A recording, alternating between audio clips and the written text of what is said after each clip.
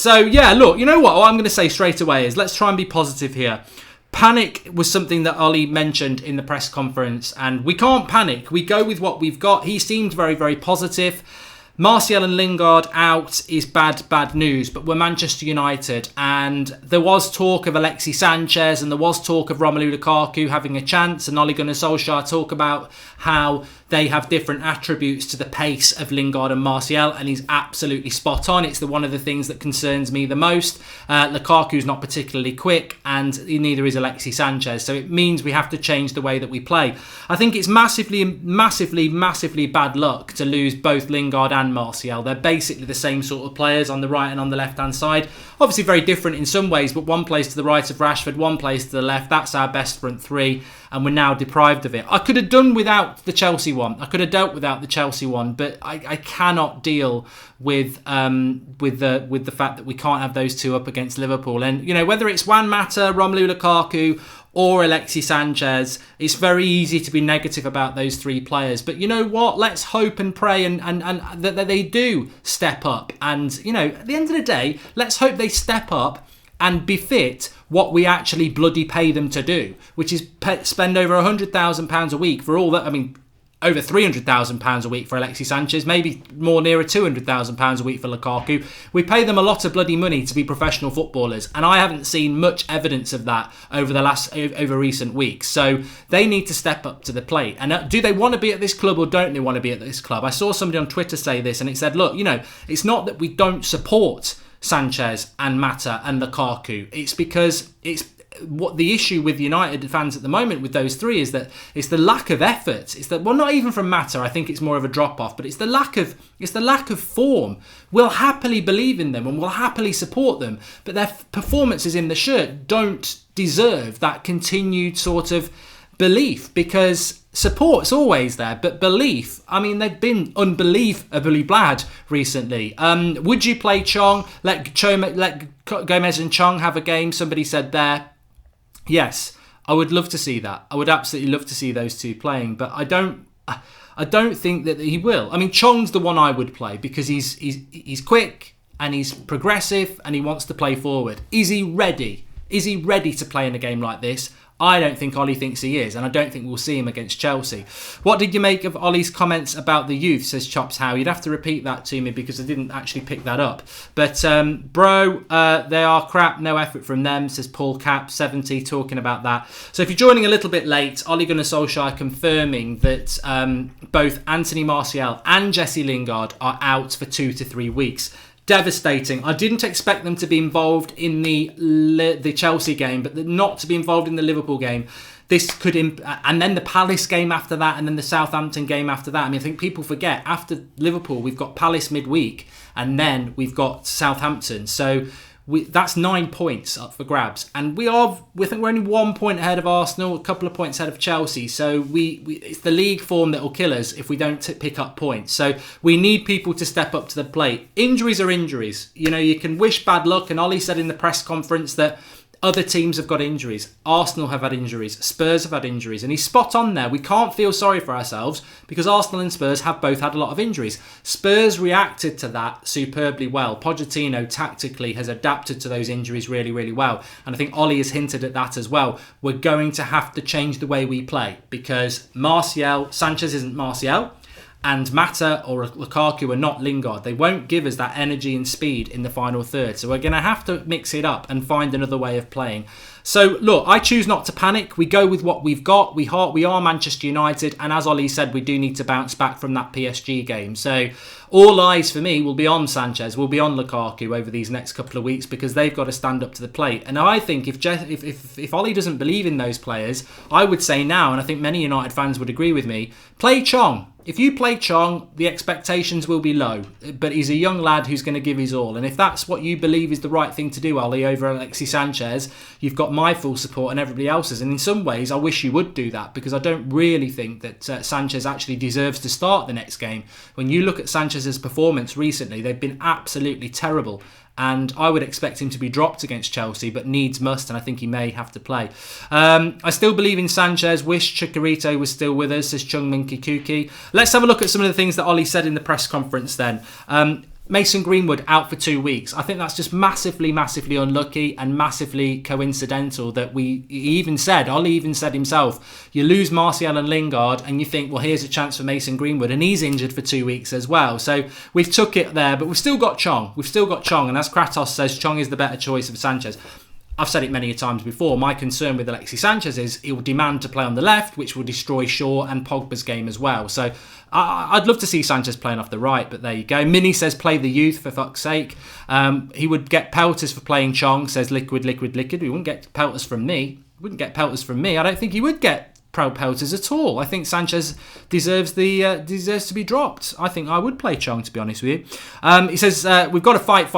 We've got to fight for the right to party. He didn't say that, but I've put that down. We do need to fight. I think we need to come together. Literally, we need to come together behind this. We can be negative or we can be positive. And the injuries are nobody's fault. They are. That's football. Greenwood, Martial, Lingard, they're out. And they're probably out for the Liverpool game as well. So we've got to go with what we've got. And we either sit back defeated and negative or we stand up and fight.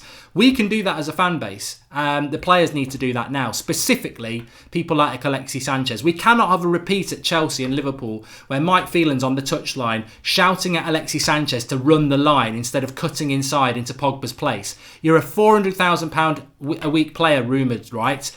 Do as you're bloody told. And if you don't understand it, go and buy a dictionary and learn what stick to the touchline means in English, because you've got to do that. You've got to move out of Pogba's space and hog the touchline. That's what you're there to do. Or play on the bloody right. He also said that the first defeat was hard to take. Went home losing games and the players were very sad and he was upset, but big games to come and we've got to bounce back. He does have Chong and Gomez. Maybe they will be involved, but certainly Sanchez and Lukaku will be as well.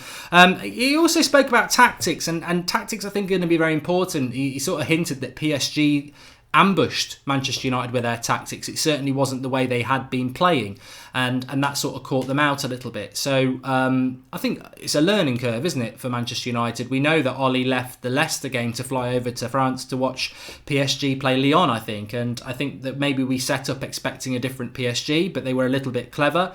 If anything, PSG probably went a little bit defensive and hurt us with possession and on the break. So Ollie will have learnt a lot from that. He said, apart from about 8 or 9 minutes defensively, he was quite pleased with United. But he said defensively, he didn't speak offensively. I don't think he was very happy with our attack. And that would be right to not be happy with it, to be honest with you.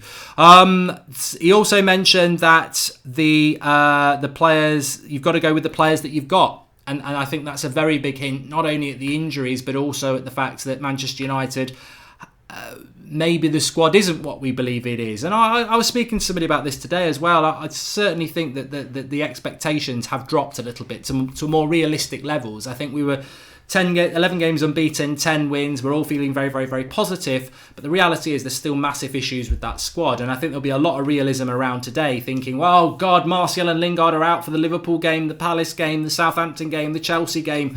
Woe is us. We're absolutely stuck. And maybe we are. Maybe there is something in that. Maybe there is some truth in that. But on the top of that, this next few games is absolutely critical to Manchester United's season, and you cannot be reliant on one or two players. And I've said it about Pogba as well. If Pogba's injured, I think United are in trouble. So this is an eye-opener for all of us. Can these players step up to the plate when the heat's on? A lot of us will believe we can't, but we have to hope that they can. They have to grasp this opportunity.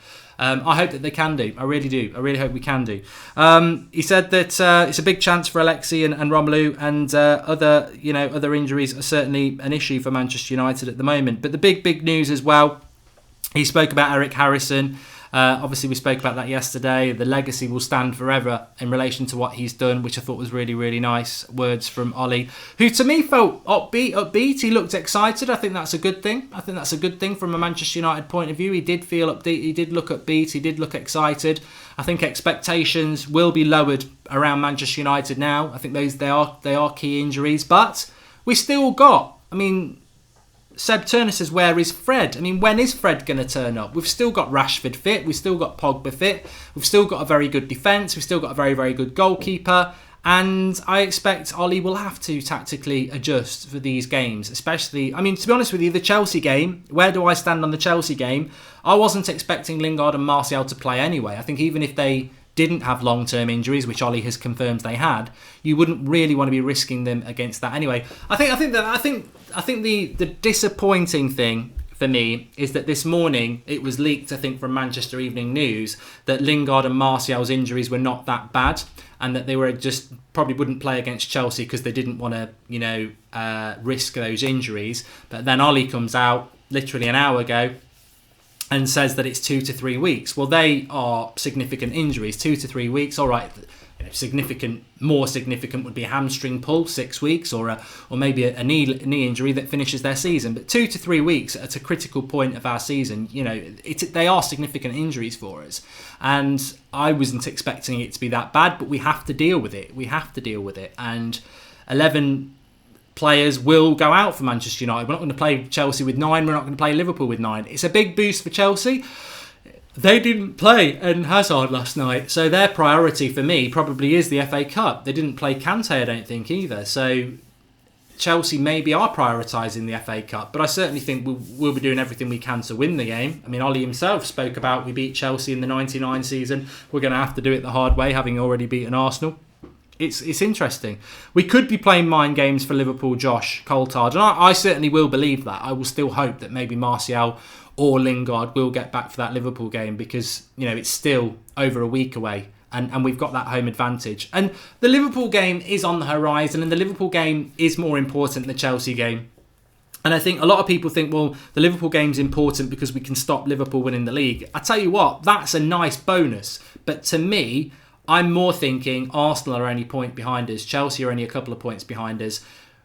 I don't care if it's Liverpool at home or Arsenal at home. That game is very important for us to win for what we're trying to achieve this season. And I certainly think that, if we were to lose against Chelsea, lose against Liverpool, draw against Palace, we could find ourselves out of the Champions League, out of the FA Cup, and really out of a top 4 race by the start of March if we're not careful. And this is what I mean. I think as a fan base, we need to try and be positive. We need to try and we'll be behind the club, but we need to not panic and we need to fight. And the players need to do that as well. Martial and Lingard are a big loss, but we've still got a very, very big squad. And some of these players have been handed new contracts, So step up to the plate, grab that plate, eat that plate and fight for that shirt because if you go into something negatively, you're already beat. The mindset of these players needs to be right. I think Romelu Lukaku's mindset is awful at the moment. It looks very, very bad.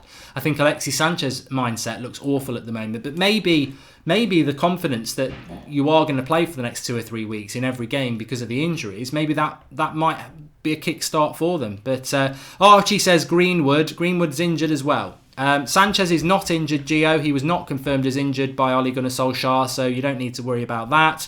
The problem is, if Martial is long-term injured, it's the disaster for United, says Metal Gear Solid Snake. Fred can play well if given the chance too, says Abdul Bassett. Andreas Rashford and Chong, says Seb Turner. We've got options. We've certainly got options. Sanchez player of the season, says Paul P. Nutt. I think you need to be blocked, mate. And the liver bird is circling, says Liverpool fans. Well, Liverpool fans will be. I tell you what, if I was a rival fan, if I was a Chelsea fan, an Arsenal fan, a Liverpool fan, we've got all of those games to come very, very soon. I think we play Arsenal at the start of March.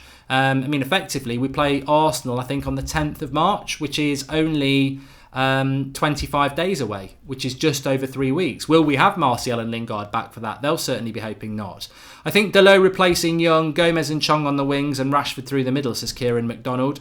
Yes, but the thing that worries me about that, I'd be very happy with that, and I would have the patience that if Gomez and Chong didn't turn up, they're still young players. I don't mind us doing that against Chelsea, but I actually think he has hinted before that he can't give those people game time because he's got to play he's got to play Sanchez and Lukaku, and I think he will continue with that again. Sanchez just needs to start playing good so we can sell him in the summer, says Duiz. I think Sanchez just needs to play off the right-hand side. Most of his goals that he's provided for us have come off the right-hand side. If he plays off the right-hand side, he can tuck in because Herrera doesn't go forward as much as Pogba does. And I don't mind Sanchez playing on the right-hand side. It's just the left-hand side, he destroys us. He absolutely destroys us. And maybe we could play a different way, says Alex Kick Picard. We don't necessarily have to go with the 4-3-3. We could put Lukaku up front with Rashford with a front two. We could play a 5-3-2. We've got enough centre-backs. You could play Bailly, Smalling and Jones. You could play Lindelof, Bailly and Jones. You could play Young as a right wing-back, Shaw as a left wing-back. You could have a midfield three of Matic, Herrera and Pogba and put Lukaku and Rashford up front. I know Ollie's never played the 5-3-2 at United. I felt that Mourinho didn't play it enough, because when we played the 5-3-2 under Mourinho, I think we always performed quite well. This is what I think Ollie's hinting at, and I don't know how you would go about it, but maybe, I think when we think about the 4-3-3 and the vibrance and speed of the front three of Lingard and Rashford and Martial and the interchangeability, it's brilliant. But we don't have that option anymore because we don't have Lingard and Martial.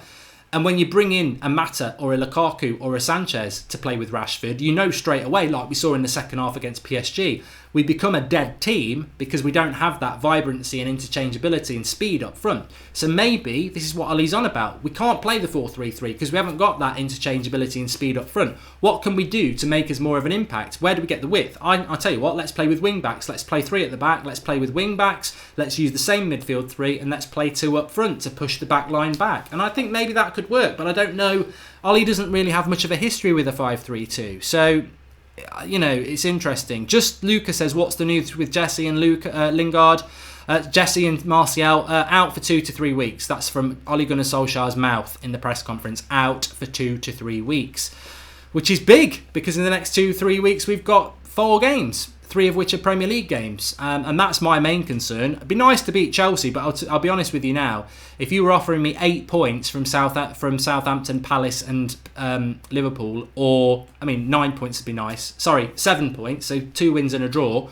If you were offering me 2 wins and a draw from Liverpool, Southampton and Palace, or you can beat Chelsea, I would take the unbeaten. 7 points. 7 points minimum will be a good return. I don't think we can expect to beat Liverpool, Southampton and Palace with the injury problems that we've got. But the league is more important. The cup is a bonus. The cup doesn't get us in the Champions League. Facts. Sanchez sucks, waste of money, says Jev. Sanchez and Lukaku as the striker, says Anaban. Well, you could play Sanchez and Rashford as the strikers, couldn't you? We can always move Rashford to the left as well. I don't really like that, but we could always put him out to the left. I just don't want to see Sanchez there. Every game is important, says Rubal 2009. Well, it was good to hear, Ollie, that talking about bouncing back anyway, that you've got to bounce back, and we do need to do that. What do you think about our director of football situation, says Naresh Nar. Well, there was some rumour today and that Eric Cantona is going to get it. And look, Eric Cantona is without doubt one of the most iconic legends of Manchester United's recent history.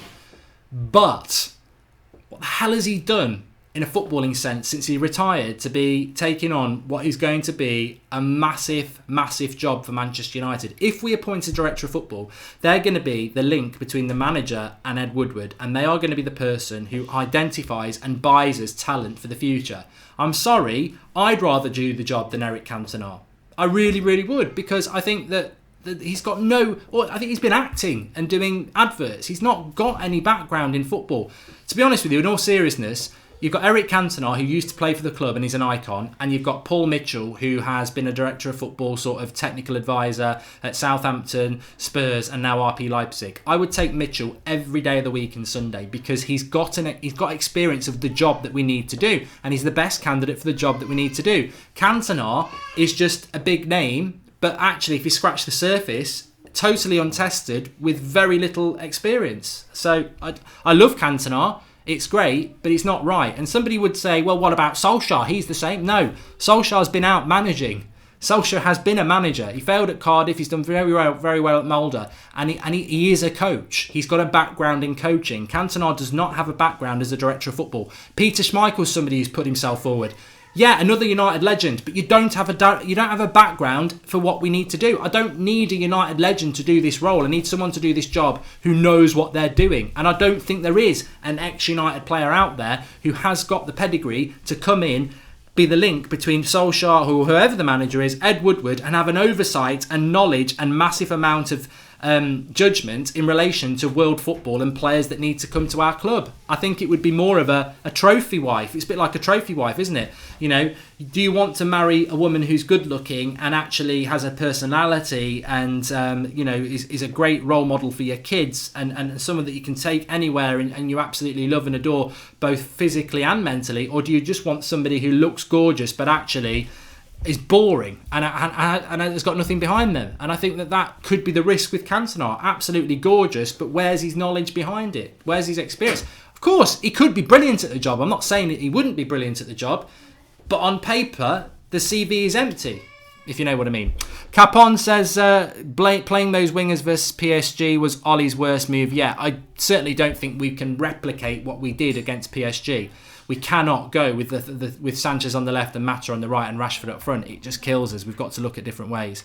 Exposito says that Beckham is the only one who could. Again, David Beckham, I absolutely adore David Beckham. He'd be terrible as an appointment for the job. Where's his experience beyond playing football as somebody who's got a nous for the tactical side of things and players that are suitable for Manchester United? Laurent Blanc would be very, very good, whether he'd want the role or not. BND, I think you're right. Andrew Form says it as well. Andrew Former. Laurent Blanc would be brilliant. Absolutely brilliant.